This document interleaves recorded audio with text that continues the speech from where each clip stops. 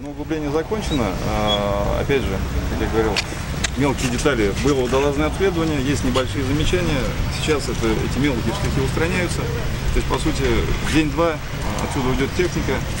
Объект, повторяюсь, объект будет готов и на суше, и на воде. То есть и в части прыжков в воду, в части плавания на открытой воде.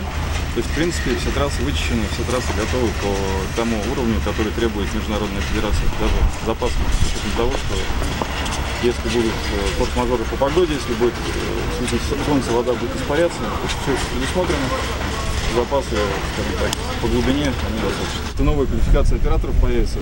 Операторы верхолаза, которые будут с верхних точек снимать прыжки спортсменов, сидя на краю этих помостов. То есть, в принципе, это та идея, скажем так, та задумка, которая была достигнута в прошлом году.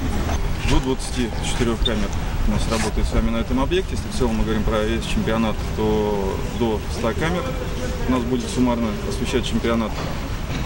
Высокие точки однозначно они будут работать. Это Ельвиера и, значит, если обратите, 20-метровая вышка напротив прыжковой вышки, значит, и прекрасный городской ЗАГС в виде чаши, там тоже будет работать камера на открытой воде.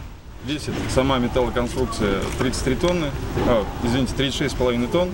Значит, балластный пригруз 33 тонны, то есть суммарно это 69,5 тонн, практически 70 тонн. Телевизионная вышка суммарно тоже порядка 25 тонн. Те конструкции, которые сейчас находятся возле трибун, они временные. Они после чемпионата мира будут разобраны. И для жителей города Казани тут полноценная надежность сформируется. За исключением двух конструкций, которые в той части, там будет велопрокат, там будут кассы, вот это, видите, поезд, его кассы будут. А в той части конструкции это будет, кафешки, зона отдыха.